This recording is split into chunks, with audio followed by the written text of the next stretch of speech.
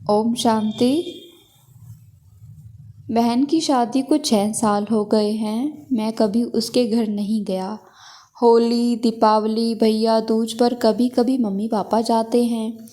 मेरी बीवी एक दिन मुझे कहने लगी, आपकी बहन जब भी आती है उसके बच्चे घर के हाल बिगाड़ कर रख देते हैं, खर्चा डबल हो जाता है। और तुम्हारी माँ हमसे छुप छुपा कर कभी उसको साबुन की पेटी देती है, कभी कपड़े, कभी सरफ के डब्बे और कभी कभी तो चावल का थैला भर देती है। अपनी माँ को बोलो, ये हमारा घर है, कोई खैरात सेंटर नहीं। मुझे बहुत गुस्सा आया। मैं मुश्किल से खर्च पूरा कर रहा हूँ और माँ सब कुछ बहन को दे देती है। बहन एक दिन घर आई हुई थी। उसके बेटे ने टीवी का रिमोट तोड़ दिया। मैं माँ से गुस्से में कह रहा था, माँ बहन को बोलो कि यहाँ भैया दूज पर आया करे बस।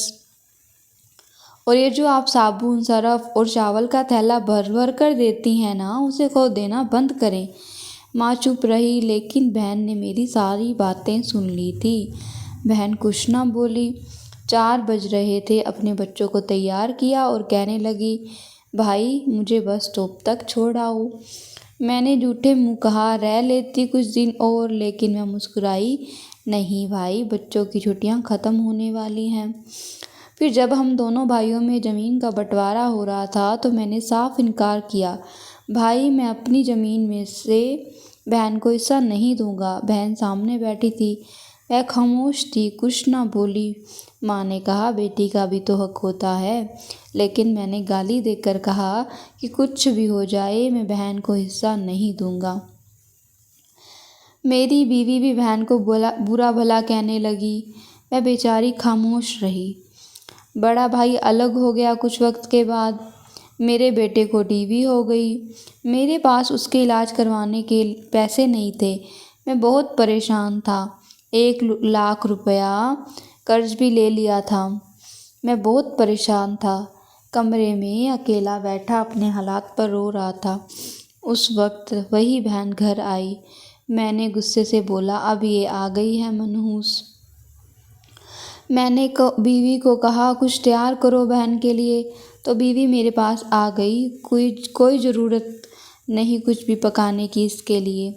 फिर 1 घंटे बाद मेरी बहन मेरे पास आई। भाई परेशान हो?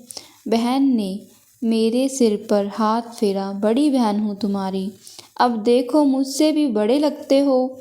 फिर मेरे करीब हुई, अपने पर्स से सोने के कंगन निकाले, मेरे हाथ में रखे और आहिस्ता से बोली, पागल तू ऐसे ही परेशान होता है, ये कंगन बेचकर अपना कर्ज उतार कर बेटे का इलाज करवा। शक्ल तो देख जरा, क्या हालत बना रखी है तुमने। मैं खामोश था, बहन की तरफ देखे जा रहा था। वह आहिस्ता से बोली, किसी को ना बताना कि कंगन के बारे में तुमको, मेरी कसम है। मेरे माथे को चूमा और 1000 रुपये मुझे दिया, जो 150 के नोट थे, शायद उसकी जमा पूंजी थी। मेरी जेब में डालकर बोली, बच्चों को कुछ खाने के लिए ला देना, परेशान ना हुआ कर। जल्दी से अपना हाथ मेरे सर पे रखा, देख तेरे बाल सफ़ेद हो गए। वह जल्दी से जाने लगी और उसके पैरों की तरफ मैं देखा। टूटी हुई जूती पहनी थी, पुराना सा दुपट्टा ओढ़ रखी थी। जब भी आती थी वही दुपट्टा ओढ़ कर आती। हम भाई कितने मतलब परस्त होते हैं, बहनों को पल भर में बेगाना कर देते हैं और बहनें भाइयों का जरा सा दुख बर्दाश्त नहीं कर सकती। वह हाथ में कंगन पकड़ जोर जोर से रो रहा था, उसके साथ मेरी आंखें भी नम थी। ओम शांति।